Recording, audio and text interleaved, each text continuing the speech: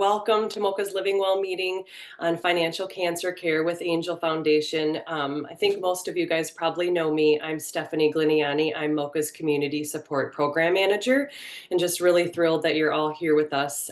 So I will hand it off very soon, but before we get started, I do just want to say that MOCA is here for everyone, survivors, loved ones, family members. We do have education programs like this, as well as different support options such as support groups, virtual, in person. We have a mentor program, we have CARES kits, a walking group. So please don't hesitate to reach out after this. If you have any questions or want to get connected further, you can reach out to me, or you can go on our website at mnovarian.org. So now I just want to thank Angel Foundation for hosting this for us and Marshall for being here.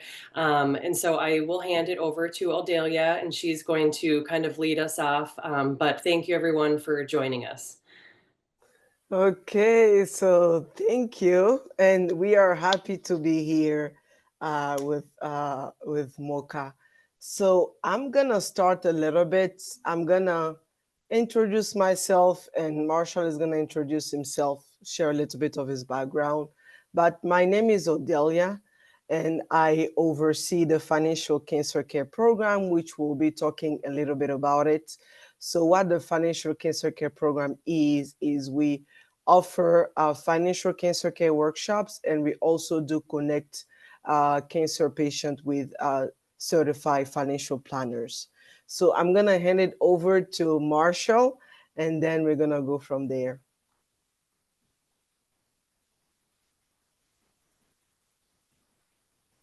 Are you moving the PowerPoint or not?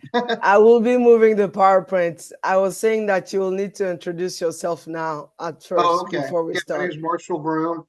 I have a solo practice in Virginia Beach, Virginia. I'm an investment advisor and certified financial planner, and help people just kind of set their goals and get their financial house in order, and do everything from investments to retirement planning to debt counseling to things like that. So we'll kind of do a big picture today. Yes, thank you for being here. So before we all start, I have a question for you guys, like an icebreaker. I want to get to know you, everyone, a little bit. So I'm going to ask the first question and you can answer it. What is one thing you will take along with you to a desert island? Like one thing, if there is like one thing you want to take along with you in a desert island. Stephanie, what are you thinking of? One thing that you'll take along with you in a desert island? Probably some water. Okay. Marshall, do you have one you want to share? Maybe a book. A book? Yes, that's a good one too. Wow. I changed my answer. I need to bring someone with me.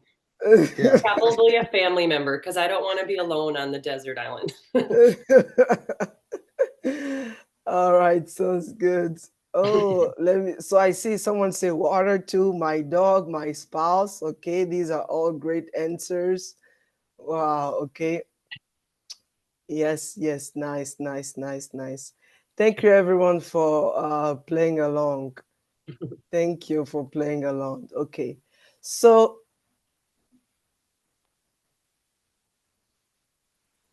when we talk about financial planning, I do believe that we all have different opinions or ideas when it comes to that.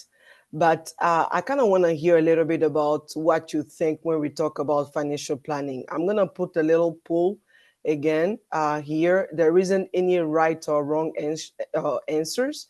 Marshall will be the one to, since he's the expert, to give us the right answer to that. But when you're thinking about financial planning based on what you have heard in the past, what do you think is financial planning for you?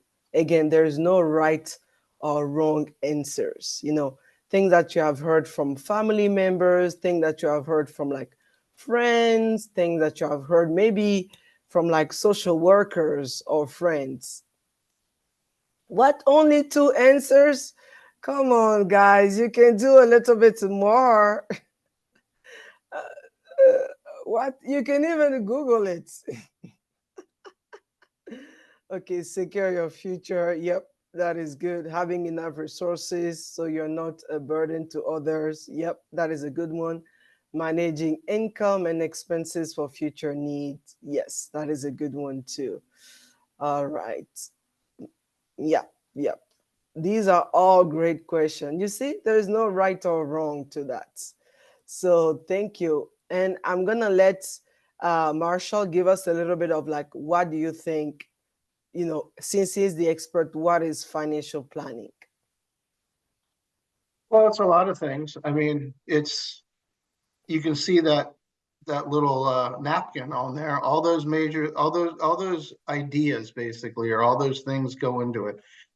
Taxes, insurance, looking at your budget, looking at your debt, retirement projections or planning, education funding, estate planning, funding for major purchases, like it says. So it's a lot of different things that go into one kind of financial plan. It's different for everyone. Not everyone has education planning, for instance, or some people want to focus on more retirement planning, or looking at their cash flow and budgeting, and they're spending more than they should, or they're not saving enough. Taxes can be a thing depending on the situation and whether you have children, and lots of different things. But it's a lot of different things that go into the financial planning process, and it's different for everyone. So it's really what you want to focus on.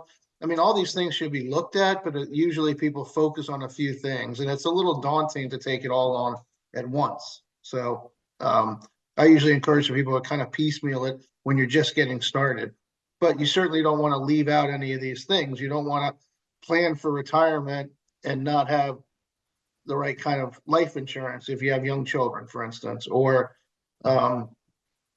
same with estate planning. If you have a desire to leave your assets to your family or charity, or you want to minimize taxes, then you need to tackle that as well. But it's also kind of an ongoing thing. You update things as we all age and get older, and the children get older, and other things are more important. Some things are less important. For instance, I'm a big believer that life insurance is not as important for an older person to have if they have assets that they could leave, and they maybe want to focus on long-term care insurance. It's just how you direct your dollars. But that's just an example. So Yeah, thank you very much. So before we jump into that, I'm gonna share a little bit about what's the financial cancer care program. And I do apologize, I didn't mention, as we're going through the PowerPoint, Marshall is going through the PowerPoint. If you have any question, please put it in the chat. I will be able to watch those, and then I will ask those, and Marshall will be able to answer it. I usually say that people can shy away. We usually, in general, people do not like to talk about the finances, but I usually say, since we have the expert who is here, ask your question away. There's no wrong questions or right questions. Anything that you're thinking of is the one who will be able to answer those questions. But let me share a little bit about what the financial cancer care program is, which I did a little bit. But what we do in the program is we kind of like review you. We help you. When I say I'm mostly facilitating. When I say I'm mostly talking about the CFPs. So the certified financial planners are the one to help you build your financial house, and kind of like helping you create that financial roadmap as you're battling cancers. As when we did our research, we realized that it can be expensive to connect with a certified financial planner, but we are offering this service for free for cancer patients that we're working with. So we usually say, take advantage of that as well, okay? And this one is definitely really important to us, is we want to help clients see and understand any resources that are out there, an option that that when they're under a lot of stress. We usually know that when you're battling cancer, there's a lot of information that comes to your mind. There's a lot of resources sharing, but we want to make it as flexible and as easy as possible for you to pick the right resources for you. Okay, so Marshall is going to start, and I'm just going to manage the PowerPoint here. And again, any question that you have, please feel free to put it in the chat and we'll be able to answer those. Any questions so far? Any questions so far before we start? Okay, it seems that it's a very quiet crowd, but there's one thing I wanted to mention before we kind of, sorry, you can start. There was one paperwork I wanted to share, but I will share that shortly. You want me to go ahead? Yes, go ahead. Okay. So the first thing, I mean, and I reviewed this PowerPoint, I didn't make it, but it's the first level, and it's always the first thing is looking at what your goals are. And you obviously can have short-term, mid-term, and long-term, I say.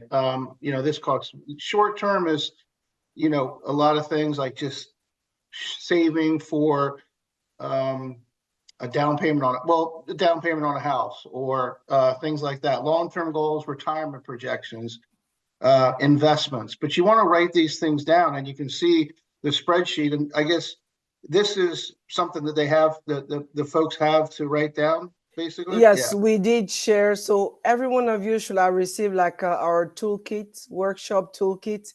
If you haven't, let us know. We will send it to you again, but you can follow along with us. And if you want to write it down, feel free to do that as well. Yeah, and so the short term, like they say, goals for 1 year, and you could do 10-year. You could make it any way you want, but you want to be specific on the goals. Just like this example says, not just buy a house, but I need X amount of dollars for a down payment on a house. Or I want to have X amount of money at retirement to live on, or I want to look at Social Security, things like that. So it's you want to be specific on what your goals are: saving for college, saving for retirement. A lot of those are long term. The short term are just saving for an emergency fund, for instance. If you want to have an emergency fund first, and that could be just a 6-month thing, and that's a short term goal. So, but you want to be specific and write them down. So here they are. These are examples of the short-term goal. Put $500 in savings. That's what I was kind of talking about on the short term. I mean, on the emergency fund, for instance.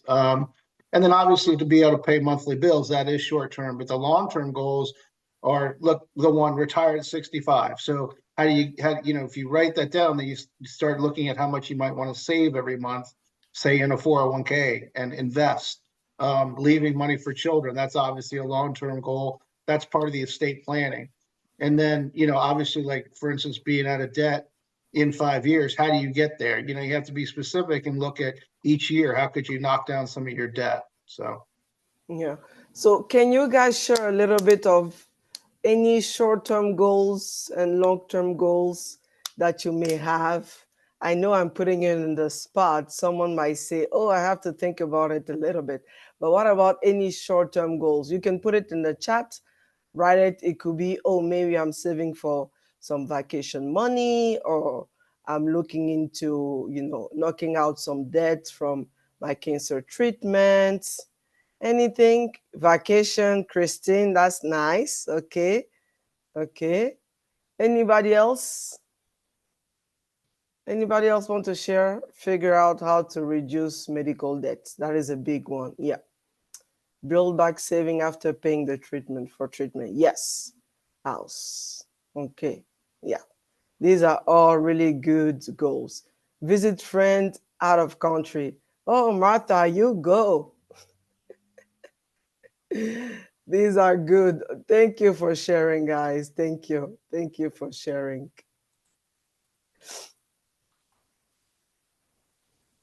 all right, you want to take over? Yeah. Go ahead. So the next thing is evaluating your needs and assets. So if you look at your assets, it's everything from savings, your home, your furnishings, retirement accounts, cars, collections. Those are what you have. And then obviously liabilities are what you owe.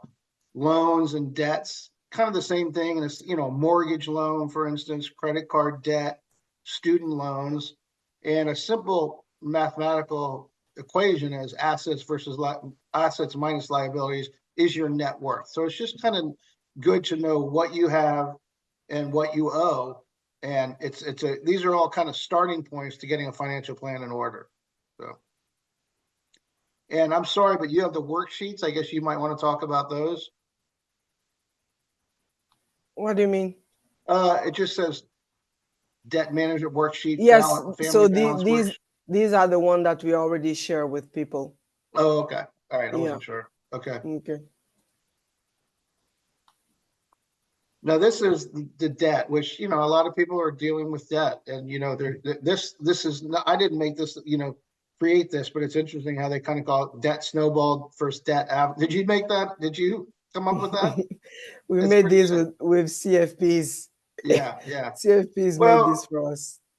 the snowball seems, it's kind of the idea that it can start small and really grow if you don't, take care of it, basically. So you pay down starting with the smallest balance, obviously. So it's just, yep, you need to have, it's going back to the goals, sort of having realistic goals, to be honest. So, the pros are, it builds you motivation by settling your first debts, and it's easy to accomplish, and you feel like you've accomplished something and you're kind of getting going on your way.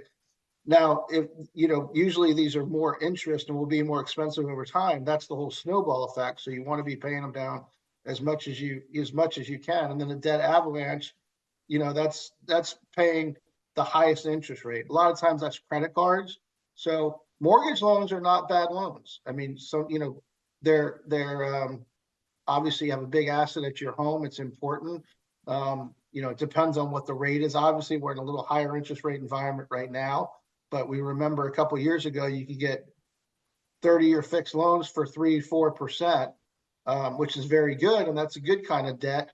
But the credit cards are usually the first thing that you want to tackle because they're the highest interest. So, and then the debt avalanche, that term, meaning the highest interest rates, it does take a lot of discipline, and you need to keep, you need to have the income to be able to do it too. So what do you think is the best? I always ask that question based on your experience. The credit card debt for sure.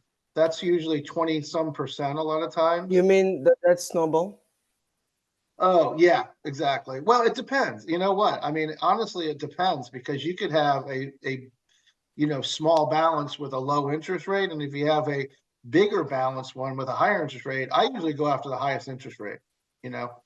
That's and then car loans.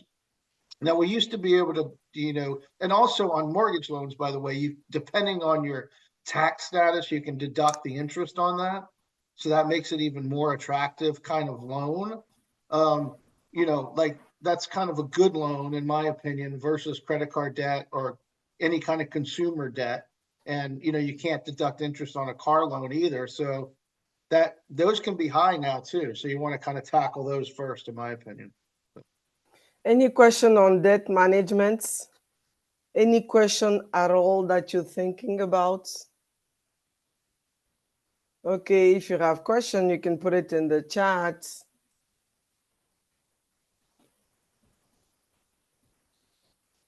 Okay, these are things that, if you're able to work, that you might have some employee benefits that can help you. So it all depends on the company or the firm that you work with. You can have an employee assistance program. The flexible spending account is has been around longer. The health savings account is a really good thing.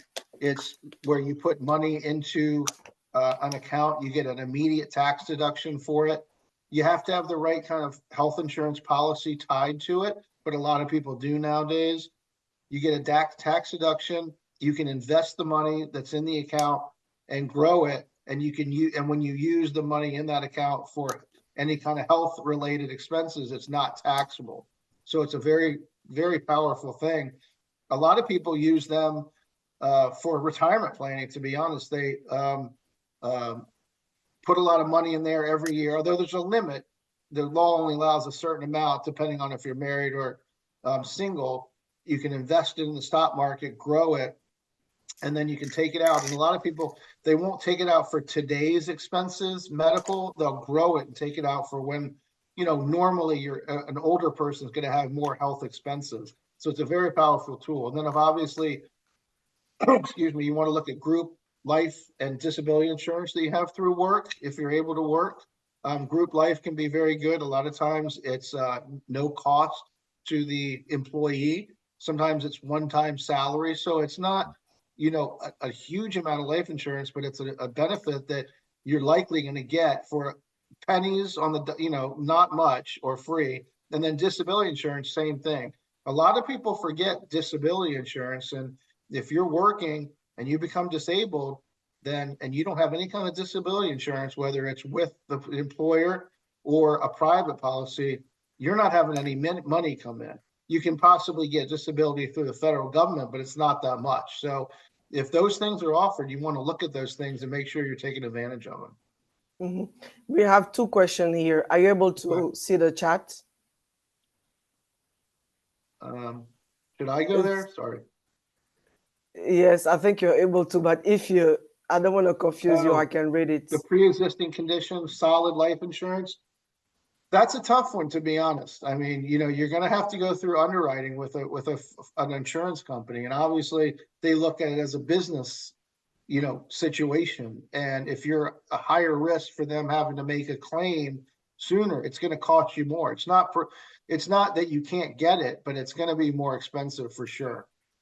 And it might be prohibitively expensive. I mean, what you want to do, I think, in anybody's situation that's going through a medical, situation is to determine whether you really need life insurance. Okay. I'm a fiduciary, and I act in the best interest of my clients. I don't sell any products. So when I'm looking at insurance, like I just said a few minutes ago, and I was just at my aunt and uncle's earlier, and they're in their 90s, and they have life insurance, and they don't need life insurance anymore. They don't have dependents anymore.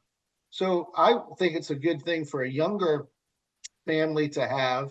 But as you get older and some people build up their assets, that need can slightly go away. I'm not saying you get rid of everything, but it's really, do you really need it? That was the question there about, having a pre-existing, you might not even need it, to be honest, Yeah. There's another question about the ABLE accounts. It says, are you familiar with ABLE accounts? I'm not familiar with those, to be quite honest. Okay. There was another question about, can I open my own HSA or FSA if my employer doesn't offer it? Or does it have not to flexible spending, but HSA you can. You have to see if your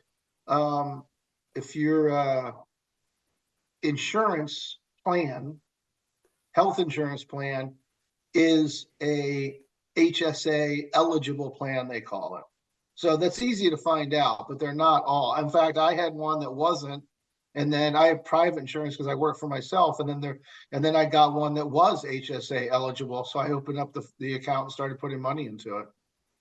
Okay. So, but the flexible spending account is normally just with an employer, usually bigger employers, to be quite honest, Okay. Yeah. So if I understand correctly, if the employee does not provide HSA, she will need to double check, or the person will need to double check if the insurance is HSA eligible. Yeah. Okay. Yeah. Taylor, right. I hope we're able to answer your question. If not, fire away. Marshall is here. Yeah. All right. I think there's another question that says, with stage 4 ovarian CBOG, how do you get life insurance? Won't it be hard to get it or very expensive? Yes. Unfortunately, the answer is yes. Sometimes I wish I could have a magic wand and come up with, people ask me about taxes and all kinds of things. And sometimes there's just, limited amount of things you can do. So it would be, but I just don't think, in my opinion, someone's in that situation should be worried about life insurance. I mean, I know not worried is maybe not the right word. You want to leave money for your children, but it may not be, it probably shouldn't be a priority on where you want to spend your dollars, especially if it's a very expensive policy. You might want to, most people would likely need their money for other things, so. Okay, I hope Jill were able to answer your question, and I see that people are talking a lot about ABLE accounts. Hopefully you'll be able to share the resources, but I will also do some research, and if we found anything, we will definitely let you know as well. Any other question for us? Okay, we'll keep moving. If you have question, okay, this is my part. So we do have other resources at Angel Foundation. Some of you might know it already, others don't. But we have our emergency financial assistance. It's a one-time grant, actually. So if you haven't applied for that in the past, you can still apply. It is an income-based uh, um, benefits, I will say. So if you haven't applied in the past, you can still apply. Then we have our adult and family programs where we have all sort of activities for parents, for families members, and all that. And we have our angel packs that people can apply for. And you see here is from 4 to 8, 9 to 12, and 13 to 18 years old. It is free of charge. I'm going to show you our applications. You can give it to your nephew, give it to your grandkids, children, but it gives you the angel packs help the child understands what the patient has, the person who has cancer, and it gives different type of activities on how the child can kind of play around with it and able to understand the disease that the parent has. So I'm going to share a link here. And if you want to apply, but I will show the application. If you want to apply for those, feel free. And we have one of our activity that I was mentioning is the Minnesota Twin and Vis LA Angels happening on April 27. Again, free of charge. We just give you a ticket. You just have to apply for that. I'm going to show you how you can do that.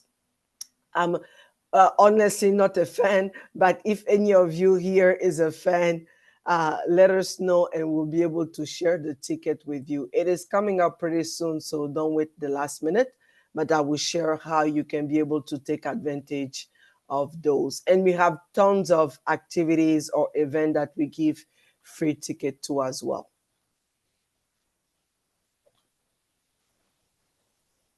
This is me, right? Okay.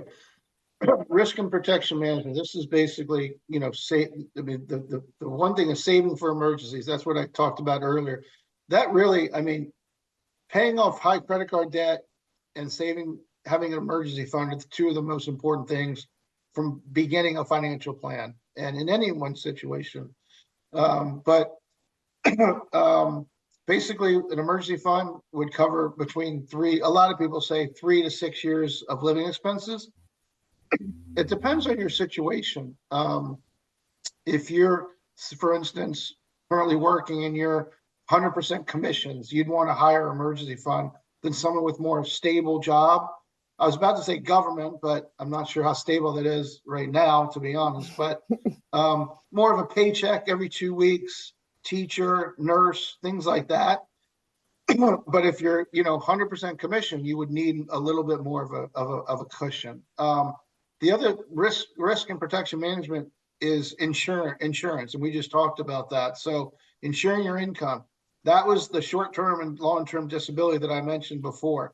Very important. I think it's more important than I can say it's more important than life insurance in many ways, depending on the family dynamic and what kind of assets they have and the children and the ages and everything. And then you're insure your home and car, but you have to do that to get a mortgage loan or to, with the DMVs. And then obviously preparing for the unexpected, protecting your children. For instance, life insurance. I definitely am a big fan of life insurance, term insurance for younger families, basically. Again, I'm repeating myself, I know, but they haven't had time to build assets. If a young father or mother dies, then they definitely want to have a payout, a beneficiary payout to help with, the kids could be very young and they're going to need money to grow up on and also maybe go to college. Estate planning is wills and trusts and power of attorneys and healthcare directives. It's important to have those things in place prior to anything happening. The medical directive could arguably be the most important. It names someone that you trust to make decisions that you might not be able to make if you're incapacitated. And the power of attorney is the same thing. That's for financial decisions, basically, or and kind of delegating that to a close family member or a close friend. And then the home equity line of credit is another thing that you could open up just to possibly, if you possibly need money down the line, you could have access to it. So.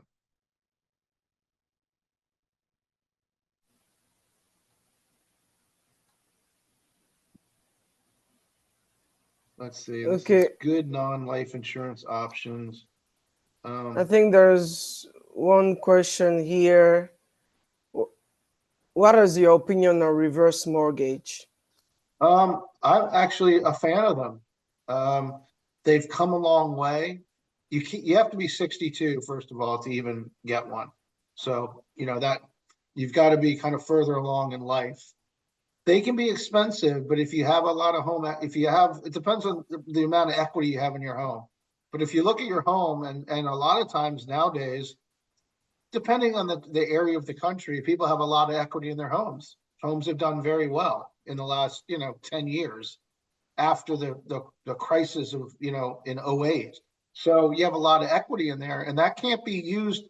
It's what I call an unproducing asset. It's all this money that's tied up in the house. And if you need, you have a medical bill, or you want to take a trip, or you need a car, you can't just peel off a window, so to speak, and pay for the bill. So the reverse mortgage helps you tap that equity in it. Now, it's very complicated, and I'm no expert on them, but I think they can be a good thing, depending on, if someone has most of their, if they don't have a lot of savings, a lot of retirement, much retirement assets, and they have a lot of equity in a home, it is a very good thing to look at. Yeah. I think there's another question. Does a HELOC cost money if you don't withdraw from it? Well, you have to qualify for it, and it depends on if you start using the money, but it just opens up a line of credit that you could possibly tap in the future, and it shouldn't cost really anything to just open it up. But you obviously have to have equity in your home, a decent amount, Okay. Any other question? I hope I'm not missing anything. I think there's one right above that. Oh, okay. Oh, yeah. It says, what are good non-life insurance options? I am young with young kids with a cancer diagnosis. Life insurance is cost prohibitive. Yeah. You mean to protect the children, I guess, the same thing of life insurance. I might have to leave that to the Angel Foundation to talk about, because I don't, it's again, the magic wand kind of thing. I wish I could come up with answers to some of these things, and some of these things don't exist, to be honest. I'm going to have to leave it at that, to be honest. Apologies that we're not able to answer your question. Again, we will do some research, and if there is an answer to that, we will definitely answer those. I will send this to Stephanie, and she will be able to send you these. These are all great questions. Okay, you got me sweating a little bit here, but that's what we want. Any other question on estate planning, home equity, or anything like that?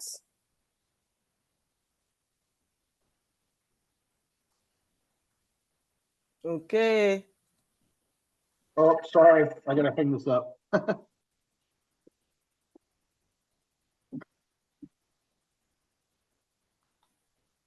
Is this me?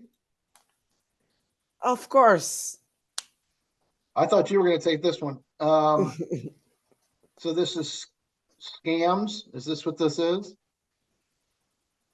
Oh, sending emails. Yeah. So phishing is definitely, the thing where they send emails, and if, there's a lot of things out there, two things. One is they're phishing and trying to get personal information to, get money.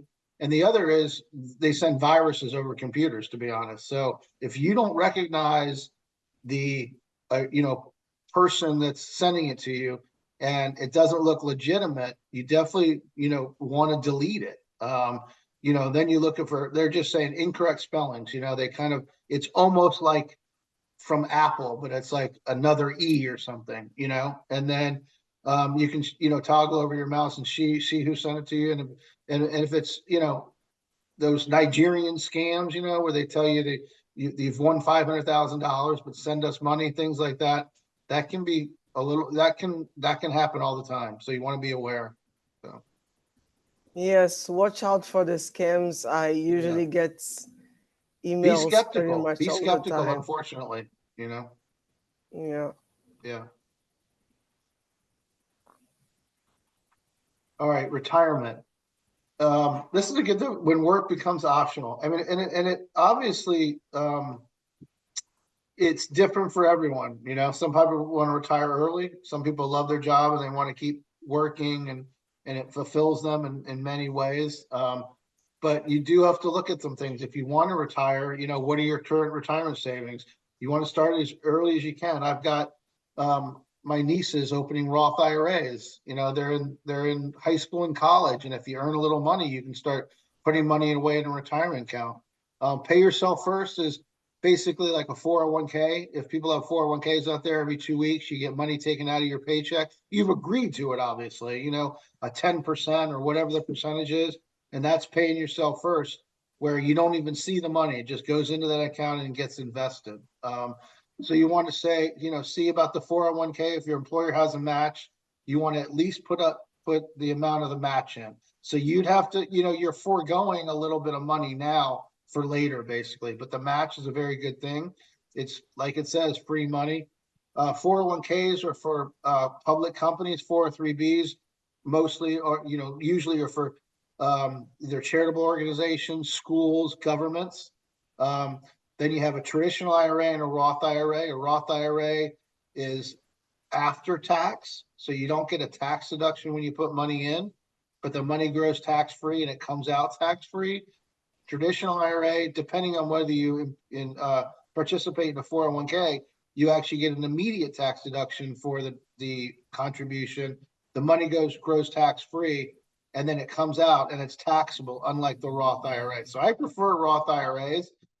There's some income limits and there's some amount limits, so you have to watch that and review it and make sure you're eligible. But they're very good things.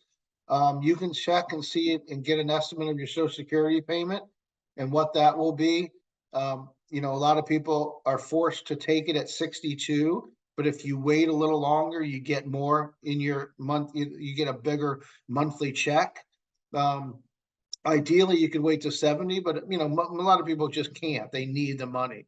But if you have good retirement savings, it could allow you to delay Social Security. And then when should I seek professional guidance? I mean, that's going to depend. It just, some basic things we're going over now, I don't think you do. But if you're talking about specific things, investments, retirement projections, maybe cash flow analysis, you might want to reach out to, I would, whether the pro bono, if the pro bono is not quite enough, you can look at some hourly services. Garrett Planning Network is one that I used to be a member of. You don't have to have a lot of money to be a client of the hourly. They just do kind of a one-time thing and help you with stuff. So. Good.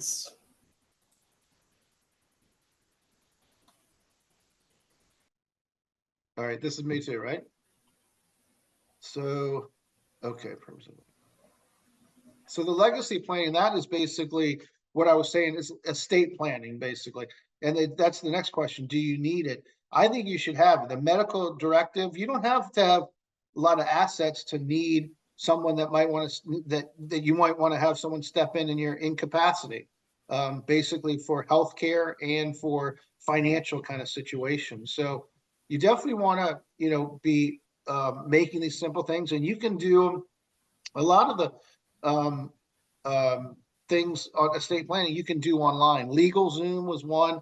There's actually, I think, another one online called Trust and Will, where you don't have to pay $2,000, $3,000, $5,000 to an attorney if you have a pretty straightforward situation, and most people do. The estate tax exemption is for very wealthy. The estate taxes usually are hit only very wealthy people, so that's changed a lot.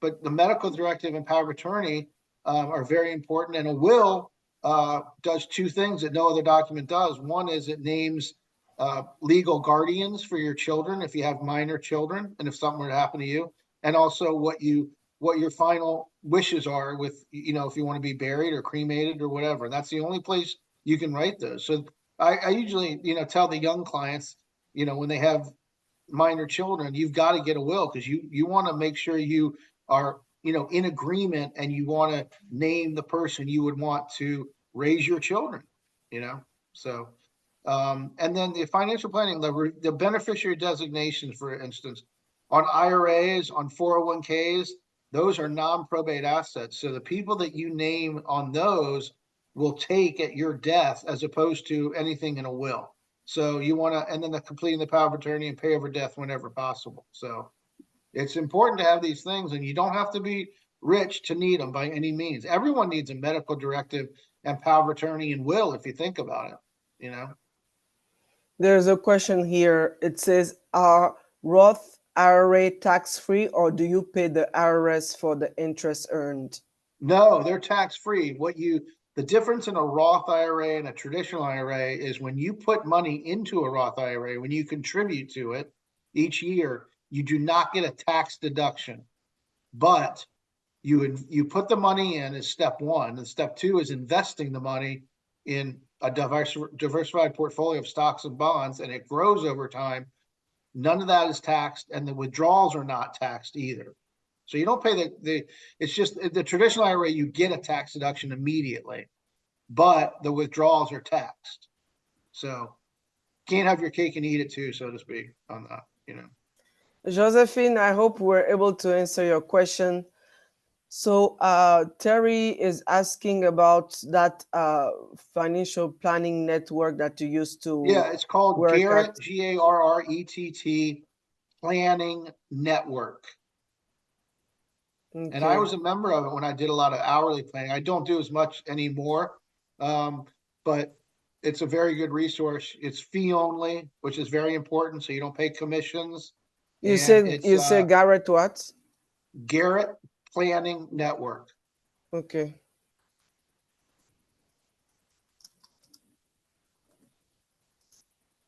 And there was another question as well. Okay. Following that. It says, what about special needs trust, supplemental needs trust? Special needs? Trusts. Yeah, okay, special needs. Those are basically they're usually, in my experience, have been when you have a child that's like maybe disabled or has, learning disabilities or something, and you put some money in there to try to protect it from creditors and also from them, to be honest. But that's something if you need a special needs trust, you would want to go to an attorney and have that drafted and talk to them about the details of it. That gets a little more complex. So yes, we do have all of our CFPs can advise you on estate planning. So I'm going to be talking about the paperwork on filling out those, and you receive up to from 1 to 3 sessions with them, and they can advise you on estate planning. Yeah, but well. And I just want to interrupt the estate planning. We can help only so much, to be honest, because true. I don't personally, and I don't know and I'm a lawyer actually, so I used to do this, but I don't do it anymore. But the CFP, just for your audience to know, is not going to draft a will. You understand that? That is either, like I said, some resources you can do online and keep it cost effective, or you can go to an attorney and have them draft it. Okay. But there's certainly things that we could talk about with the client or the person, but definitely don't draft it. Just FYI. So. Okay, I put another resources in there. Cancel Legal Care. They do a lot of estate plannings, and we have made referral to them in the past. So click on that and then reach out to them, and hopefully they'll be able to help you as well. Yeah, so there could be, planning. What you might have, and I don't know, I'm guessing, is maybe you have attorneys that do what I'm doing. I'm volunteering to do. We do have attorneys as well. Yeah, well, then they'd be the ones to talk to them, and then you're going to get it for no cost, I'm sure, so. Yeah. Okay. Uh, any other question for us? All right. So I want to talk about the pro bono. I know a lot of people have kind of like asked some question here. So the pro bono mean, they're not charging you for anything.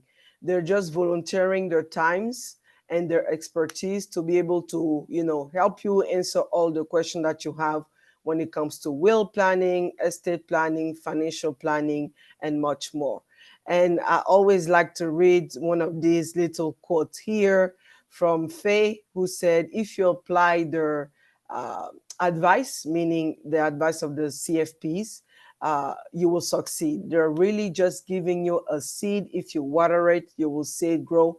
I usually tell all the financial planner that I work with, I'm like, keep in mind that you're working with cancer patients or cancer survivors, so they have different perspectives on when it comes to asset and all that. So all the CFPs that are volunteered through Angel Foundation are there to listen to you. They're not gonna right at the bat throw decision at you, but you guys are gonna work together to make something happen. Okay, and this is mostly the sessions that you will have is Marshall might be able to talk a little bit on that, but you can receive up to from 1 to 3 sessions with a certified financial planner. Sometimes CFPs will come back and ask me, can I have a 4th session with a client or a 5th session with a client? And that is okay. It will be up to the discretion to decide if they they want to have a 4 or 5 session with you. But sometimes you meet 1 time or twice with the certified financial planner and you're good, so definitely take advantage of those. Any question regarding meeting with a pro bono financial planner? I have one actually, because Yes. we do serve people all throughout the state of Minnesota. So can Yeah, this yeah. be in person or is virtual an option for some of these? Yes, virtual is an Okay, option. Thank you for great. asking that question. Yes, Yeah. we have very limited amount of CFPs who are in the Twin Cities, Okay. but majority of the sessions are either over the phone or Zoom or you Okay. name it, whatever feels comfortable with the client and the CFP as well. So Perfect. far, most of our the client that we work with and CFPs have met, over the phone or via Zoom. Very few sometimes want to meet in person, but again, we have limited amount of CFPs in the Twin Cities, but we're always working to make things happen as well. Great. Thank you for asking this question, Stephanie. Yeah. Okay, so this is to meet with a certified financial planner. This is one of the form that you're gonna fill out. Okay, let me show you in a big picture. So this is the form you're going to fill out. You kind of circling whatever you want to work on. If you want to work, some of you mentioned, yes, we have a CFP around that area too. Yes, I strongly prefer in person. We may have, yes, we do have a CFP around that area, and will be actually, I have a client who definitely drove all the way around the loop because they wanted to meet, a husband and a wife wanted to meet that CFP in person. So yes, we can make that happen. So this is the form that you will fill out. You will circle whatever when we talk about short-term and long-term goals, whatever you want to work on. If you want to work on managing your debt, this is one of the things that you will be working on. And this is just a little survey for the CFP to kind of know, where you're at. And this form, everything goes to the CFP. I'm definitely not looking at it, so don't worry about, all that. But this is the one most important because it shares about, some of the expenses that you have for the CFP to be able to give you, one of the best advice as well. So this paperwork will be the one that you will fill out. Of course, you're going to give us your consent form to say, yes, connect me with the CFPs. And then you will fill that out. Once you fill this out, you will send it to me and we're good to go. I believe that all of you should have received that. If not, we will can again send it to you. Can you repeat the free site for legal paperwork? We can share that with you, Marlene. We can share that with you. Okay. Yes. So yes. So this is the form. Once you fill that out, please feel free to send it to us, and then we'll be able to make the connection. It is pretty quick. Whenever we receive it, whenever we make the connection, we share to CFP who's available. But I usually say it's free, so take advantage of that. And I'm also gonna be sharing the resources. So the other form that you guys will have received is this one that is called the gift card form. So this is, you can circle any other resources that you want to know about. Let's say if you want to know anything about legal, I believe we share about cancer legal care here. But if you want to know something about, I don't know, parenting through cancer or any other resources, as you're filling out this form, you can kind of circle whatever resources you want to know a little bit more about, and we'll be able to share those resources with you. If you want to know anything regarding transportation or anything like that, please feel free to circle it as well. And this is our application, because as attending our the workshop, in order for you to receive the gift card or even connect with the certified financial planner, this application will need to be completed. And again, you will click on financial cancer care. It will be available. You have not received that yet. I will share that with Stephanie.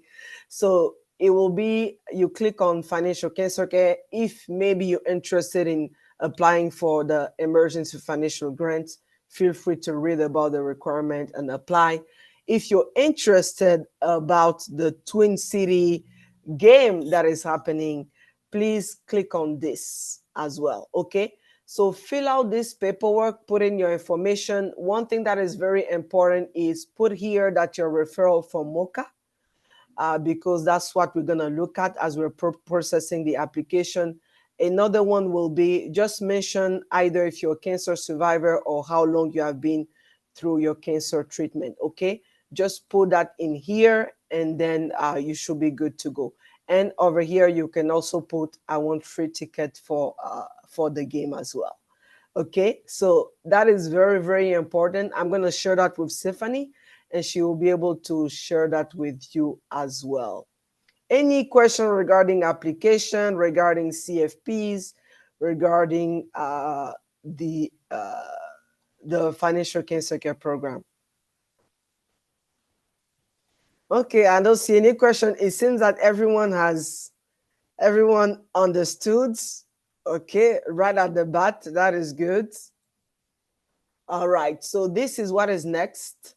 And again, what I'm going to say is, if let's say you want to take a break from connecting with a certified financial planner, just fill out our gift card form and fill out the application form and send it to me, okay? If you want to connect with a certified financial planner, filling this intake form, it is definitely important.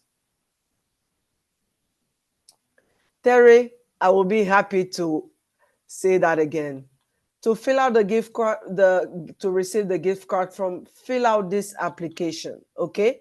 I hope everyone is able to see that. Fill out the application.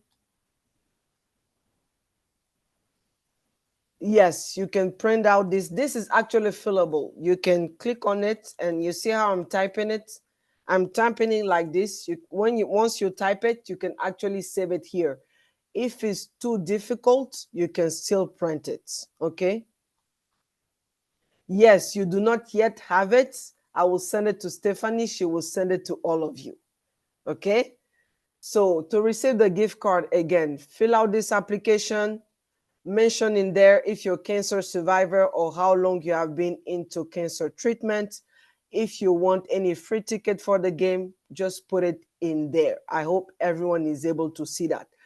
You also need to put in there referral from MOCA. It is definitely important.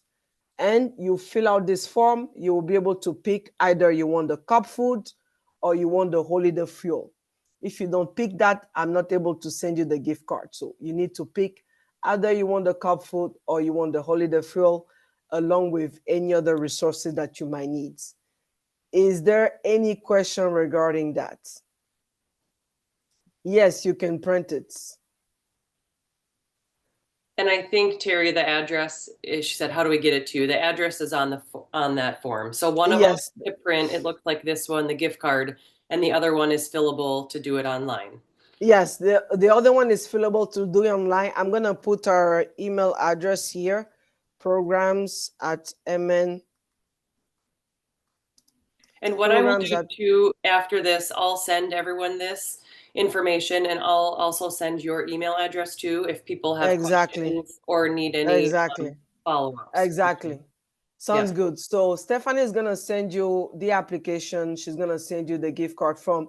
She's gonna send you our addresses, all the information that you need to send that back to me. She's gonna send you all that. Okay, don't worry. Is there a time commitment? I think someone had said they were going on a town.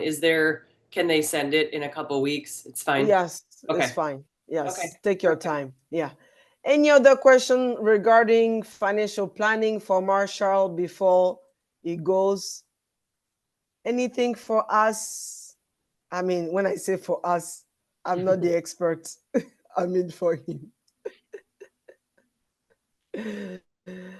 All right. Thank you. Thank you, everyone. But I have one more icebreaker to ask everyone, like right now. Very simple question. It says, what is your favorite meal of the day? Like, Stephanie, what's your favorite meal of the day? I was trying to click and then it said hosts and panelists You can't can't do it. vote.